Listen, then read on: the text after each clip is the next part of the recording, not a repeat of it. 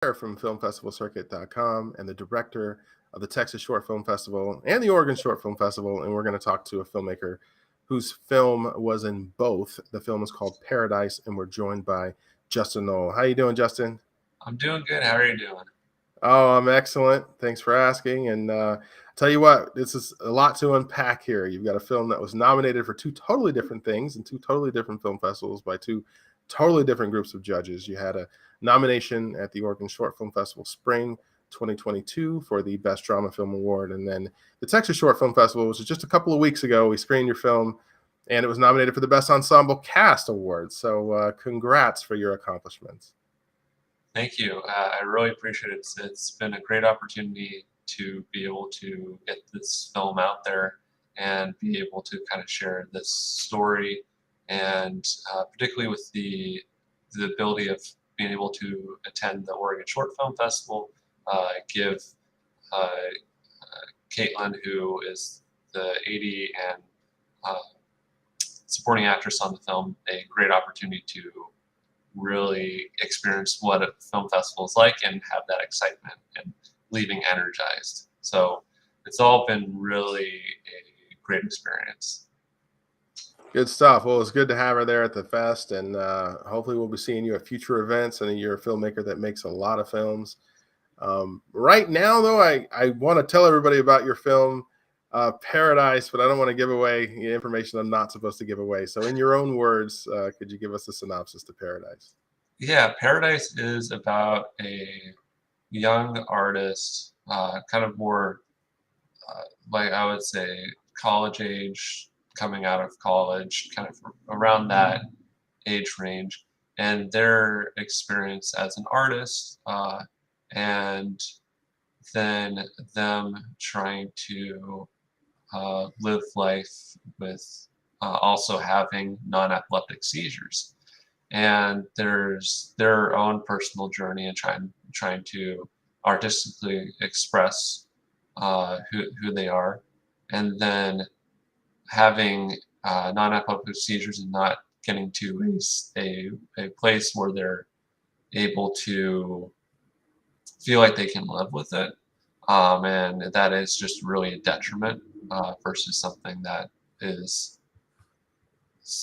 just a part of their that something that can happen. So they have more of a negative interpretation of that experience. And then the other aspect is having a dynamic that was frayed with their best friend, who was there for them, but in terms of how each were approaching that relationship, that dynamic, it kind of it faced its own challenges. So I would say, in short, it's really about artists' experience with having non-epileptic seizures and their journey of growth and development through that. Oh wow, yeah, this is a touching story. What I like about your productions in general is that they're about very real people and very real situations that people can really relate to, as opposed to maybe some of the Hollywood sizzle of trying to make things look glorious and beautiful. I think yours, I don't think the word grit is proper, because we're not really talking about like an old Western with sweaty cowboys or anything, but Yeah. I do like just the way that people can relate. It just seems like everybody in your film is very real, with real expressions and real quirks, and there's just a certain realness to it all. Yeah, absolutely. It's something that I really try to make grounded films, but it also provides an experience where you jump into a story that is worthwhile and other people may not have, that or viewers may not have experienced, and it really kind of places the audience into that world. So there is a lot of world building, even though it's a very down-to-earth, kind of realistic, dramedy. That's the typical Jan Films production, but there is so much world building that kind of that happens that isn't necessarily pointed out. Like, obviously, in a big Hollywood production like Dune, there's expansive world building. That's different, but there's the world that the characters live in. It's similar to our own, but it's their own set of experiences, their own set of lifestyle, their own personalities. And there's so much of that is invested into articulating these stories. And I'm really proud that this film was able to resonate with that. Good. Well, I noticed that your film, it just seems like your actors and everybody, they really kind of buy in. And we talked a little bit before in the past about just your film there's a certain amount of community and buy-in from everyone. And it's not just something that someone, shows up and takes orders from the director and goes home. Can you talk about that approach, that community approach to your film development a little bit? Yeah, I would say with community, I think personally for me, that's kept me going, like not just creatively, but in terms of just living life over the years. And more specifically with film, community is really what helps a story resonate, because having a community-backed production really brings this type of warmth, even if it's like like a straight up drama. Having everyone being able to be invested into the film, from the lead actor or actress to the production assistant on it, where everyone has a space to be able to share their voice. That is very important to me.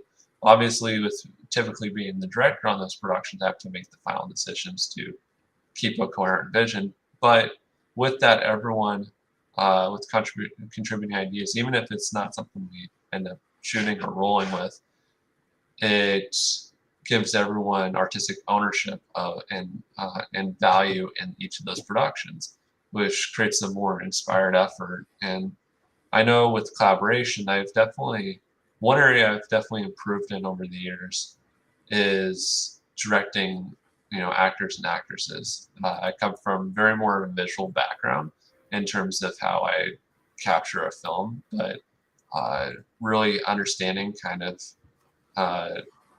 particularly with the highlighting the importance of pre-production meetings, is how much experience are they bringing in, whoever is portraying the characters in the film, and what their overall acting experience is, what their interpretation of the character is. And if they're nailing things, I don't need to throw a million lines of direction their way, and that was the case with Paradise. Adriana and Katie were just on it. They really understood the characters, and so I really was able to do more specific directing instead of more broad directing, because we could really fine tune and make very particular decisions. And just having that experience with the overall Jan Films community over the years, and understanding kind of what means of collaboration, what means of communication for everyone involved, has been a really terrific experience, where I've not just grown as an artist, but also grown personally, and uh, simply how to interact with human beings properly. Sure. What do you have in the future? What's next after this film? Are you in pre-production for anything from Paradise? Yeah, so with this film, I'm just kind of wrapping up the festival circuit for the time being, and then trying to work with a global nonprofit called FND Hope, which is functional neurological disorder, which is what the main character in the film has. That's behind their non-epileptic seizures, and it used to be called conversion disorder, but that's over time it's developed into functional neurological disorder, where it's basically a physiological manifestation of uh, of fatigue, anxiety for some people. It really is showcased, or it really comes across differently for different people. I would say, to talk about my specific experience, it is where, dealing with a perfect tornado of extreme stress and extreme fatigue, I might have a seizure because of that, based off of um, based off a traumatic experience from a long time ago uh, with medications. Um, but yeah, that's really important, that connection and being able to communicate that message out Hmm. to other individuals that might not have been represented in a film before. Okay. And since I haven't run across a film that really highlights non-epileptic seizures, or has something that, or just seizure in general, that is authentic and not just what Hollywood's interpretation of what a seizure looks like, and having that be something that is a negative instead of something that's actually like part of somebody's life. Um, Hmm. so for Paradise, that's that direction. Then I'm just trying to finish up my slate actually this week and next week in terms of what I'm going to be doing next. Uh, if for those that are listening and are have driven across to the coast on that highway, um, or there's a few different ways to get to the coast, but there is a Gumby billboard, and I'm slowly developing a film where that it plays into a storyline centered on that, and I'm trying to branch out in a lot of different ways. Whether it's something that's more serious or something that's more comedic, and this one kind of has a little bit more of a comedic side, has a heart to it, and I even have a Gumby that will be involved in some capacity. I'm not going to share too much right now because I have no protections over this idea, and if, a lot of people have seen that billboard. So and if people want to make an idea about that, cool, power to them. The other thing is that I'm also with the business side of JN Films, my company. I'm doing business shoots for local businesses where I live, and getting that going. That's been pretty good so far. All right. Well, good stuff. Well, is there anything in particular that you learned from Paradise throughout the filming process on this specific film? Yeah, I think there's one thing that I would say in terms of the development of the story. I think first off is, you know, I I was very reluctant to share this side of myself in a film.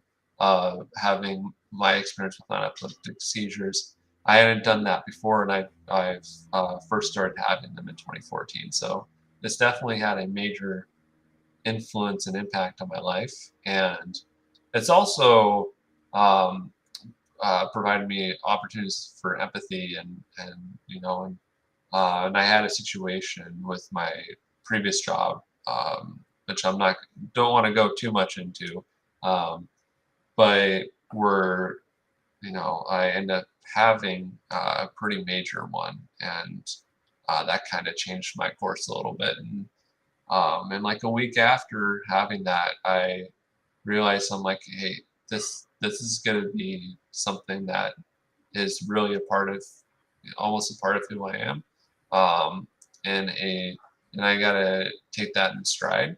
And I should be able to share this, if I want to, and not have to worry about having a certain degree of separation, because that'll come naturally. So I started writing this film, and that's been really great, Hmm. to be able to share that side. And obviously on a film production side, um, I would, I would say really just leaning into appreciating experiences, um, Hmm. is something that I've made 66 films. So I've had Wow. a lot of different experiences, but just appreciating every single one. And I was able to do that with this, but um, you know, there's each production creates its own opportunities, and I believe that this one, is a great starting point for the future, um, and then also just uh, continuing, just continuing to keep providing artistic ownership, since, like I was mentioning earlier, Adriana and Katie just completely rocked it, and I learned early on during the production that I'm like, hey, I just need to be specific with my direction. I don't need to go over things that they already understand. Okay. All right. Well, that's a lot to unpack. I appreciate your transparency in this interview, and definitely we're proud to screen your work. Looking forward to your future work, and hope that we'll see more out of Justen Noll. All right. Is there anything you'd like to add before we leave? I just want to thank you, and it's been incredible being able to share a lot of different films over the years with the Oregon Short Film Festival, and then now the Texas Short Film Festival. They're really great opportunities to be able to get a proper festival experience where it's not overwhelming, but there's so much happening and a lot of great opportunities at those film festivals that it's a perfect combination of the two. So if it's something that, yeah, if somebody listening is able to get the opportunity to be selected into one of those festivals, try everything you can to be there, because it is, if you're struggling, like in terms of creatively, it completely does a 180 and you feel re-energized and ready to tackle the world. Awesome. That's high praise, man. Thank you for the kind words. I sincerely appreciate it. And we just appreciate your time. So have a good weekend. Yeah, you too. Thank you.